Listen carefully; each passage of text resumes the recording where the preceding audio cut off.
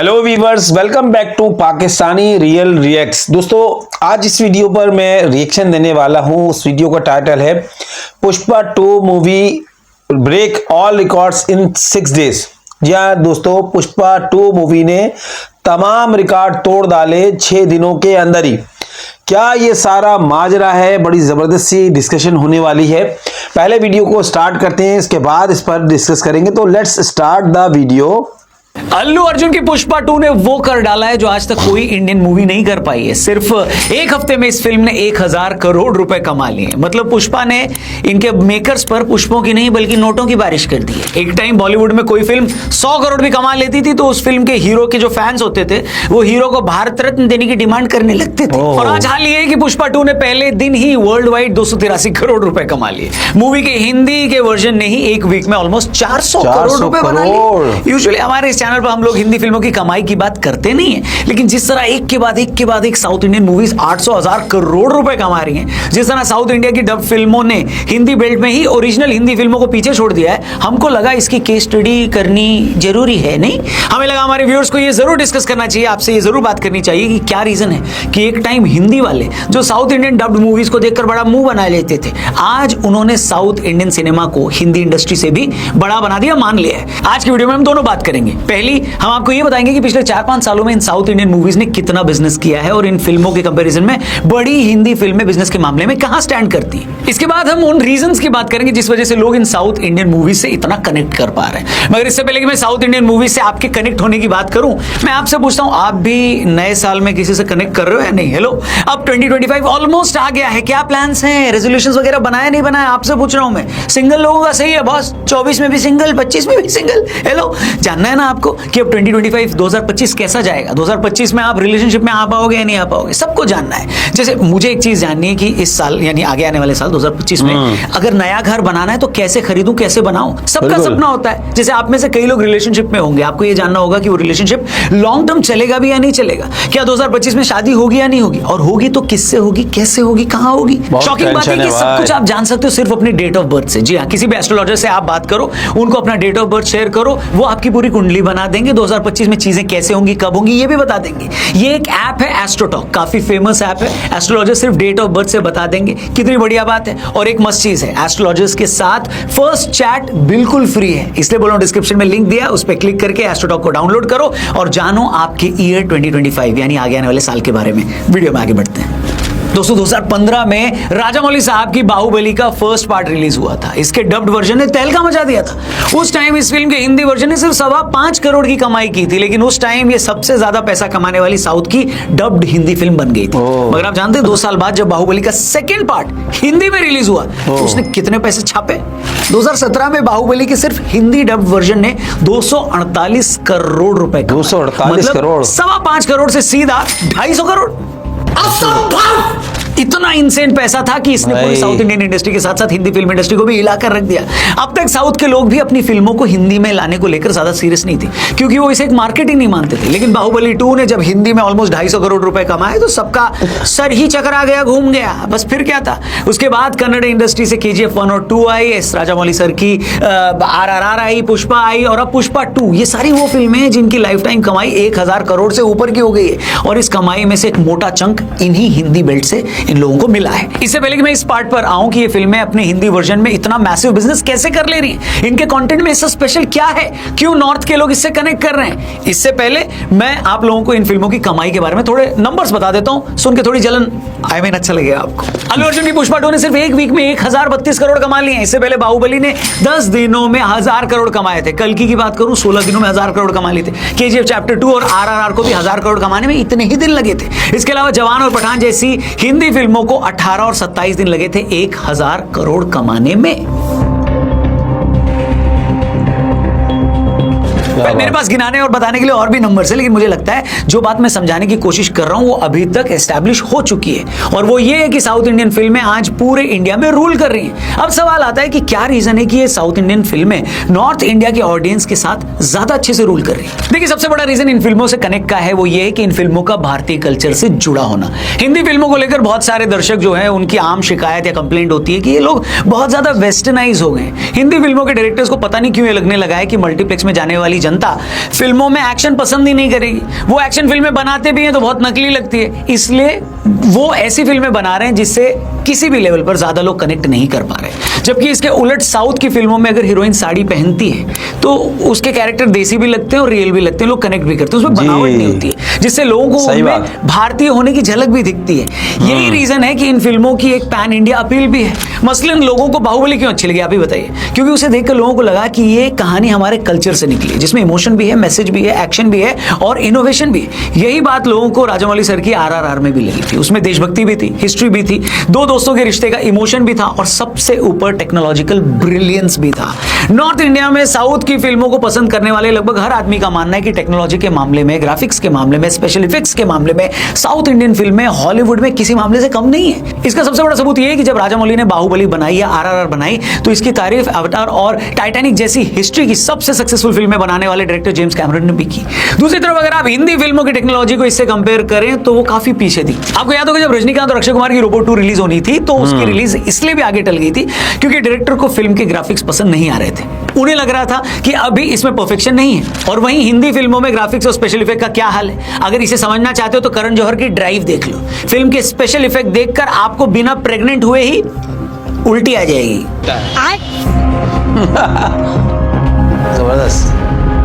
आज अगर साउथ की डब फिल्में ओरिजिनल हिंदी फिल्मों से ज्यादा कमा रही हैं, रूल कर रही हैं, फेमस हो रही हैं, तो इसकी एक वजह OTT प्लेटफॉर्म्स भी हैं। जब से इंडिया में प्राइम वीडियो, नेटफ्लिक्स और बाकी OTT प्लेटफॉर्म्स आए हैं तब जाकर हिंदी का जो दर्शक है वो साउथ की बड़ी फिल्मों को हिंदी में भी देखने लगा है। अब तक न तो ज्यादातर साउथ की फिल्में हिंदी में रिलीज हो रही थी और न ही लोगों को उनके कंटेंट का आइडिया था, लेकिन जब से OTT का एक्सपांशन हुआ है उस पर साउथ की फिल्में डब होकर आने लगी हैं तो लोगों को भी उनका टेस्ट मिला है। दूसरी तरफ इन्हीं OTT प्लेटफॉर्म पर जब से हॉलीवुड की अच्छी वेब सीरीज और मूवीज हिंदी में डब होकर आने लगी तो हिंदी के दर्शक को लगा यार ये साला कंटेंट तो ये होता है। हिंदी फिल्म बनाने वालों को दिक्कत ये हुई है कि इससे पहले बाहर की जिन अच्छी फिल्मों की नकल करके वो उसे हिंदी में बनाते थे, अब वही ओरिजिनल कंटेंट सीधा हिंदी में डब होकर आने लगा है। और एक बार बाहर का ओरिजिनल कंटेंट हिंदी में आ गया तो फिर उसकी नकल पर बनी फिल्म कौन देखता है बताइए? इसका प्राइम एग्जांपल है आमिर खान की लाल सिंह चड्ढा, जो कि हॉलीवुड की बहुत फेमस मूवी फॉरेस्ट गंप पर बनी थी। अब फॉरेस्ट गंप कई साल पहले ही OTT प्लेटफॉर्म पर हिंदी में आ चुकी थी। आमिर ने भी बहुत पहले ही इसको हिंदी में रीमेक करने का डिसीजन ले लिया था, लेकिन आमिर की लाल सिंह चड्ढा जब तक हिंदी में आई उससे पहले बहुत बड़ा दर्शक वर्ग फॉरेस्ट गंप को हिंदी में देख चुका था। वो movie execution wise, content wise भी लाल सिंह चड्ढा से सुपीरियर थी, तो फिर लाल सिंह चड्ढा को लोग कैसे पसंद करते बताइए? एक और एग्जाम्पल देता हूं, आज तक बॉलीवुड में बैंक रॉबरी पर कितनी मूवीज बनी है कि नहीं? आमिर खान की धूम 3 भी उसी पर बनी थी, लेकिन लोगों ने नेटफ्लिक्स पर जब से मनी हाइस्ट देखी उनको पता लगा कि अरे बैंक रॉबरी पर ऐसी भी फिल्में बन सकती है क्या? आप समझ रहे हो मैं क्या कह रहा हूं?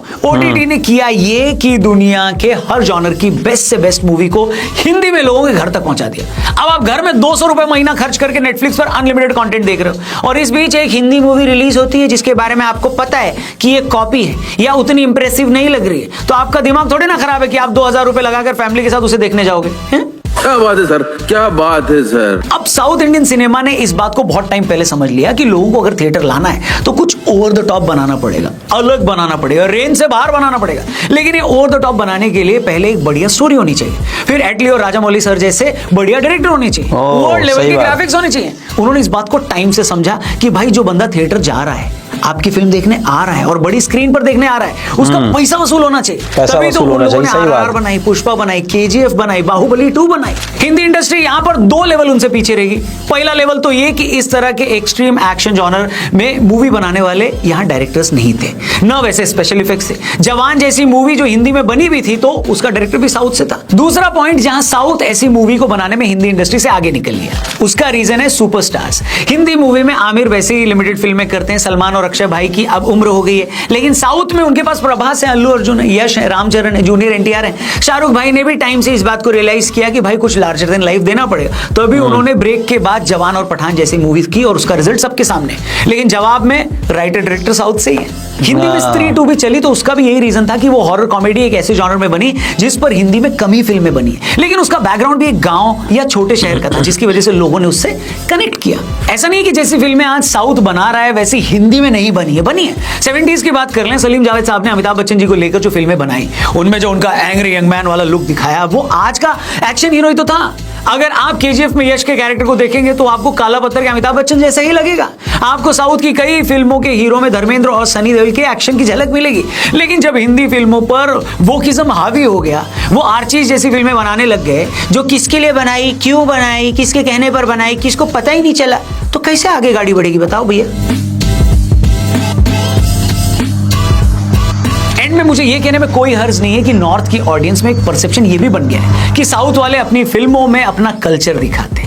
उनकी फिल्मों के हीरो अपने रियल लाइफ में भी अपने रिलीजन को फॉलो करते हैं, शर्माते नहीं है। दूसरी तरफ हिंदी फिल्मों में बहुत सारे ऐसे एक्टर और डायरेक्टर्स हैं जिनको लेकर लोगों में परसेप्शन ये है कि ये लोग अपने कल्चर को बदनाम करते हैं, सनातन को गलत रूप में दिखाते हैं। और परसेप्शन एक ऐसी चीज है ना बॉस, परसेप्शन, कि अगर वो एक बार बन गया तो उसे बदलना इतना आसान नहीं होता है। तो हिंदी फिल्मों का, या यूं कहें कि बॉलीवुड आज अगर बहुत सारे लेवल पर स्ट्रगल कर रहा है तो इसी वजह से कर रहा है। उनके सुपरस्टार आज बूढ़े हो चुके हैं, उनके पास नई स्टोरीज नहीं है, वो अपनी कल्चरल स्टैंडिंग को लेकर क्लियर नहीं है। साउथ के कंपैरिजन में उनके पास यूनिक स्टोरीज और आइडियाज नहीं है। और सबसे बड़ी बात, साउथ को एकदम क्लियर है कि उसे करना क्या है। उसके पास टैलेंट भी है, टेक्नोलॉजी भी है, और अब तो नॉर्थ की पब्लिक का सपोर्ट भी है। ऐसा नहीं है कि हिंदी बेल्ट में टैलेंटेड लोग नहीं है, लेकिन उनको आगे आने दोगे तब ना वो अपना टैलेंट दिखाएंगे भैया।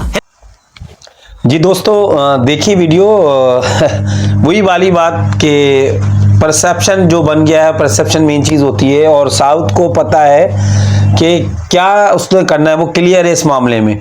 तो पहले ये था कि हम पाकिस्तान में थे, जैसे कि मैं देखते देखते वीडियोस हम बड़े हो गए, और बहुत सारी फिल्में जो बॉलीवुड की बनती थी या हिंदी फिल्में बनती थी भारत की, वो कल्चर पर बनती थी, और कल्चर उसमें दिखाया जाता था, वहाँ के जो रस्म व रिवाज है उसको दिखाया जाता था।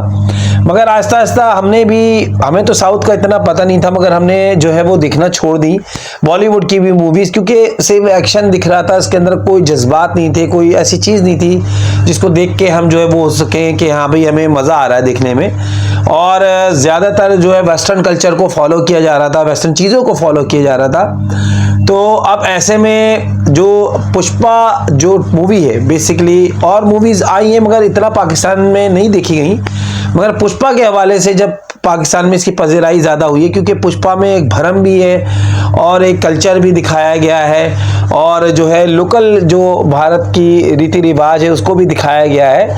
ड्रेसिंग खास तौर पर जो वहाँ की लोकल ड्रेसिंग है उसको दिखाया गया है। लड़कियाँ साड़ियाँ पहन रही हैं, और जो है वो पुष्पा जी जो है वो पैंट भी पहन रहे हैं और धोती भी पहन रहे हैं।